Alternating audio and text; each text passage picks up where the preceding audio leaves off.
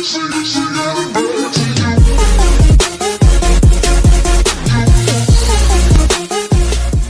tous, on se retrouve pour le troisième épisode de la série Comment bien débuter sur Rollgame. Aujourd'hui on va parler de plusieurs choses, mais on va commencer par comment coloniser, donc comment avoir plusieurs planètes. Il faut tout d'abord débloquer la technologie astrophysique, qui nous permet de coloniser une planète en plus à chaque niveau impair. Une fois que ça c'est fait, qu'on ait débloqué une ou deux ou trois planètes supplémentaires selon le niveau de l'astrophysique, on vient dans le chantier spatial créer le vaisseau de colonisation. Et quand c'est créé, on peut aller dans Galaxy et chercher un emplacement de libre. Par exemple ici, en 3, il n'y a personne. On pourrait très bien le coloniser. Voilà. Mais où coloniser? Ça c'est la deuxième question, c'est où coloniser? Sachant que la planète mère n'a pas beaucoup de cases à la base, il faudra un jour penser à la détruire. Alors pour ça, pour la première colonisation, on peut aller dans le même SS que la planète mère. On peut rester sur la même page et prendre une planète juste à côté pour faciliter le transport, que ça aille plus vite. Mais ensuite, pour les colonies prochaines, il faudra changer de galaxie pour pouvoir jouer de partout. Parce que disons qu'on est en G4, voilà, et qu'on souhaite faire de l'INA, mais que malheureusement, quelqu'un est déjà passé par là et c'est vide. Si on a toutes nos planètes en G4 et que c'est déjà fait, on sera bloqué toute la journée. Tandis que si on est dispersé dans toutes les galaxies, il y en a bien une sur toutes les galaxies qui n'est pas encore faite, et à ce moment-là, vous pourrez la faire. C'est pour ça qu'il faut coloniser dans chaque galaxie. Sauf la première, où on peut se mettre dans le même SS que la planète mère. Donc voilà. Ensuite, nous avons parlé des lunes la fois passée, et il faut savoir qu'on peut aussi faire de la défense lunaire. Personnellement, j'en ai fait un peu. Ça sert strictement à pas grand chose. On peut retarder le MB. Le MB, c'est un moonbreak. Ça veut dire que quelqu'un va venir casser votre lune avec des étoiles de la mort, des RIP. Il va venir attaquer votre lune pour essayer, tenter de la détruire, ce qui n'est pas certain. Mais il peut essayer. Avec de la défense sur lune, il devra d'abord passer la défense avant de pouvoir atteindre la lune. Donc, c'est utile oui et non. En tout cas, n'usez pas vos ressources là-dedans.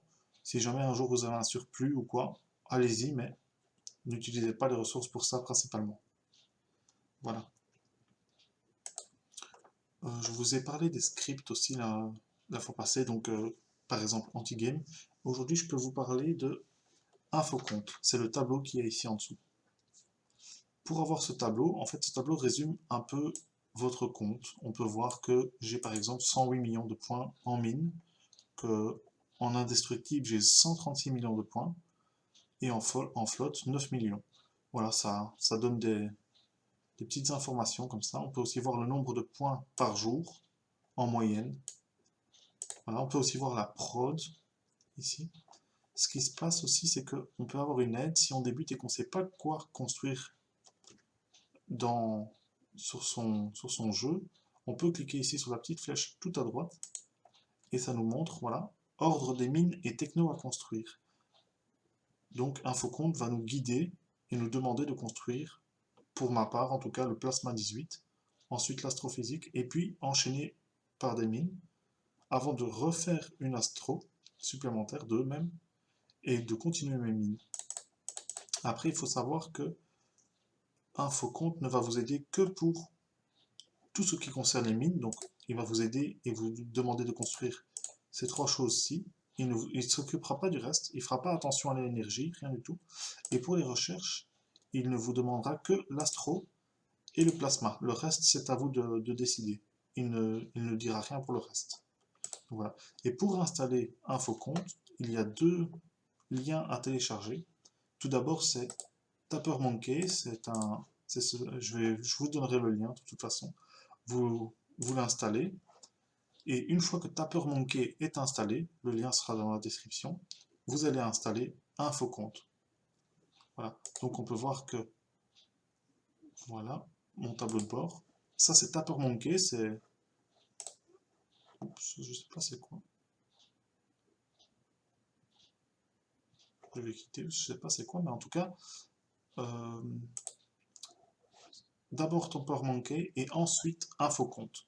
Et une fois que c'est fait, on actualise sur vue d'ensemble et le tableau apparaîtra comme ceci. Quand le tableau apparaît, il faut pour la première fois le mettre à jour. Le mettre à jour, c'est-à-dire cliquer sur ressources, installation, chantier spatial, recherche, défense et flotte. On fait le tour de son compte. Tout ça sur toutes les planètes. Si on a une ou deux planètes et des lunes également, eh ben, on fait le tour la première fois. Et une fois que c'est fait, le tableau apparaîtra comme ceci, complet. Et alors, au fur et à mesure, quand vous allez construire une mine, vous allez automatiquement cliquer sur ressources et l'infocompte le détectera, donc il le fera tout seul. Donc c'est juste la première fois où on le fait, on met à jour son compte. Si jamais vous mettez votre navigateur à 0, si vous supprimez, si vous le remettez à 0, infocompte, les données partiront également. Du coup, il faudra recliquer et remettre à jour. C'est pour ça que moi, personnellement, je vide pas, comme ça reste. Et on peut voir que depuis le 4 novembre, j'ai pas remis à jour infocompte. 4 novembre 2016, infocompte n'a pas été remis à jour. Voilà.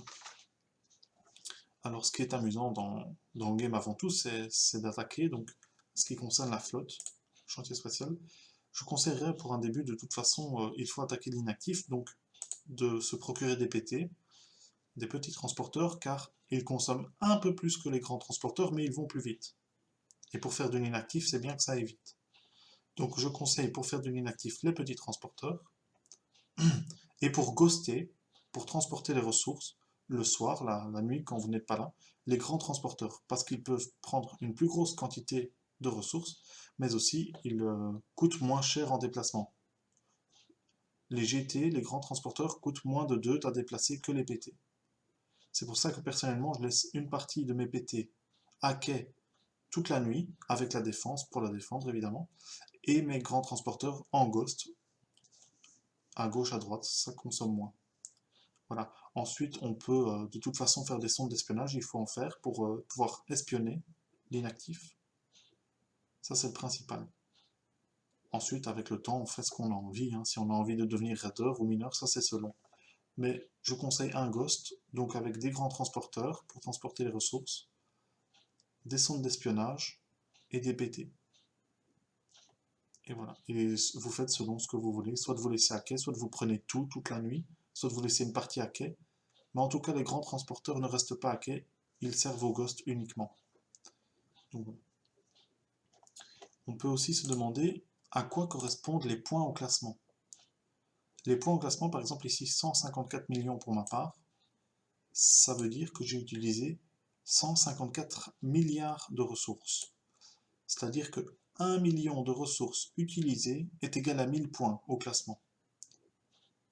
Donc voilà, vous multipliez. Si vous utilisez 10 millions de ressources, vous aurez 10 000 points au classement. Donc on peut voir que le premier de l'univers a utilisé 482 milliards 674 millions 870 000 de ressources en tout. Et ça lui fait 482 millions de points. Voilà. Je peux aussi vous parler maintenant, une dernière chose avant de vous quitter, de Top Raider. Top Raider, c'est le petit insigne qu'il y a ici, qui est lié aussi à Tapper Monkey.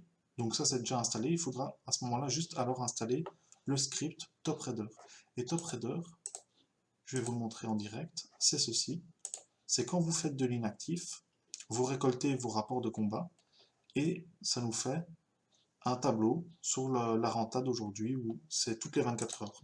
Donc je vais vous montrer celle d'hier, parce que là il est passé minuit. Je vais vous montrer celle d'hier, voilà, tant que ça se met à jour. Et on pourra voir que sur toute la journée, j'ai fait 546 millions de renta. Voilà, ça c'est par jour.